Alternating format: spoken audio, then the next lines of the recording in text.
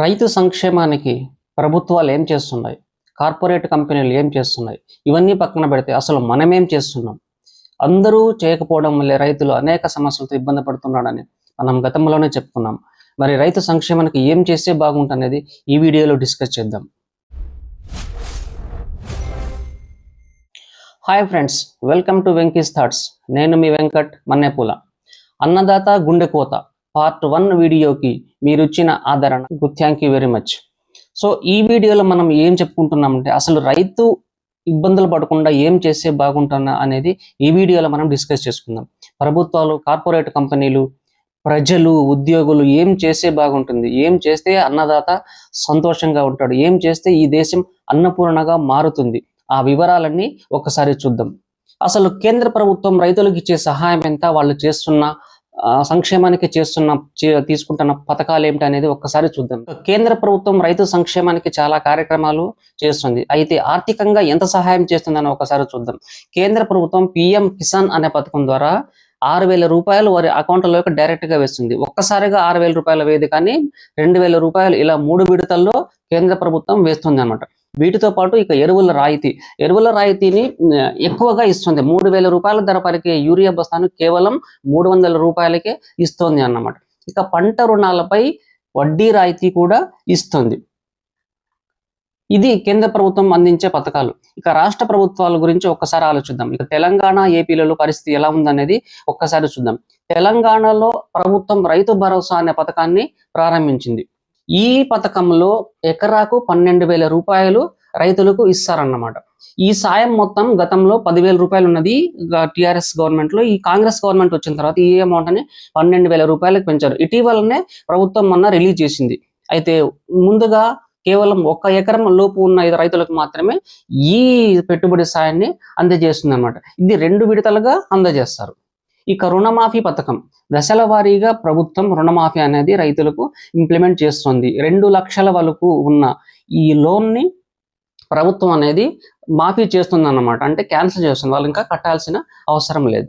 ఈ ఆంధ్రప్రదేశ్ ప్రభుత్వం కూడా రైతులకు సహాయం చేస్తుంది. ఎంత చేస్తుంది అంటే ఆర్థిక సాయం 20,000 రూపాయలు అంత చేస్తుంది. ఈ 20,000 రూపాయలు వాళ్ళు ఎట్లా యాడ్ చేసుకుంటున్నారంటే వీళ్ళు ఇచ్చే 14,000 రూపాయలు ప్లస్ కేంద్ర ప్రభుత్వం ఇచ్చే 6,000 రూపాయలను కలుపుకొని మొత్తం 20,000 రూపాయలు ఇస్తున్నామని ఆంధ్రప్రదేశ్ ప్రభుత్వం చెప్పుతుంది అనమాట.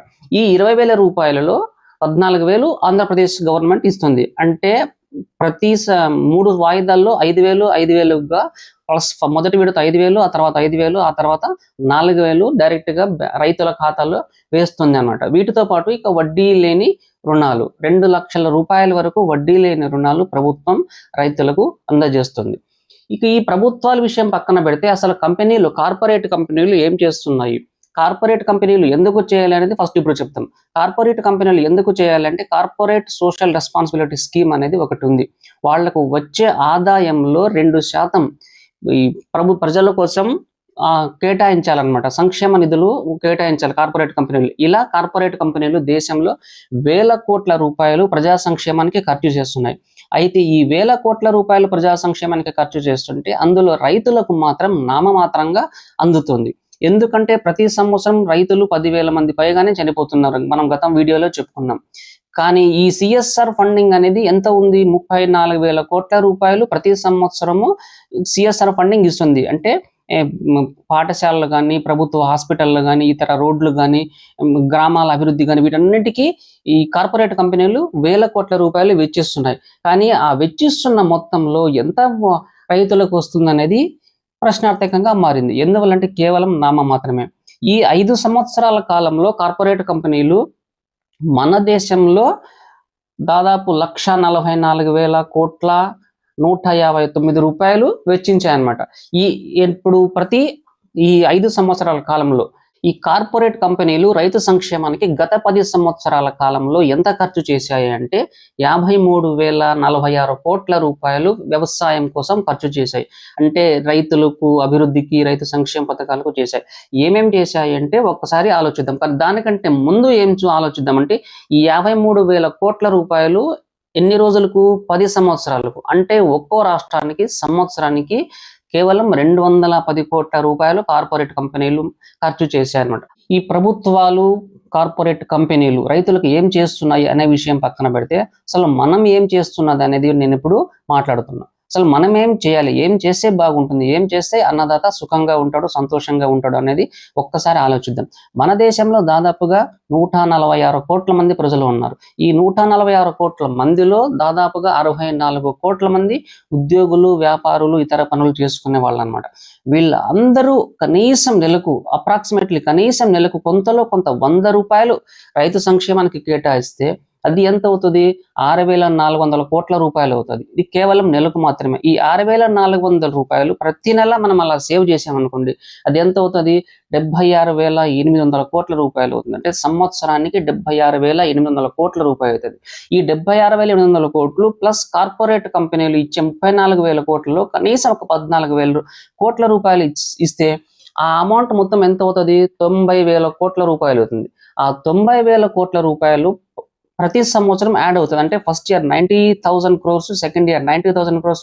ఈ అమౌంట్ ఇంకా పెరుగుకుంటూ పోతుంది అనమాట. ఈ 90,000 కోట్ల రూపాయలతో పాటు ప్రభుత్వం కొద్ది అమౌంట్ యాడ్ చేస్తే దాదాపు 1,00,000 కోట్ల రూపాయలు అవుతుంది. ప్రతి రాష్ట్ర ప్రభుత్వము కొంత అమౌంట్ ఈ నిధికి అది దాదాపుగా 1,00,000 కోట్ల రూపాయలు అవుతుంది. అంటే ప్రతి సంవత్సరము రైతుల కోసం మనము ప్రభుత్వాలు, కార్పొరేట్ కంపెనీలు కలిసి 1,00,000 కోట్ల రూపాయలు సేవ్ చేస్తే ఆ అమౌంట్ను రైతులకు మనం ఉపయోగించవచ్చు.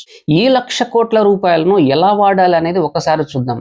దీనికోసం ప్రత్యేకంగా ఒక బ్యాంకింగ్ వ్యవస్థనే ఏర్పరచాలి. ఈ ప్రస్తుతం ఉన్న బ్యాంకింగ్ వ్యవస్థ కాకుండా సపరేట్ గా ఒక బ్యాంకింగ్ వ్యవస్థ అనేది ఏర్పడాలి. ఆ బ్యాంకింగ్ వ్యవస్థ ఒక ఊరుకో లేక మండలానికో ప్రత్యేకంగా ఒక్కొక్క బ్యాంకును ఏర్పాటు చేయాలి.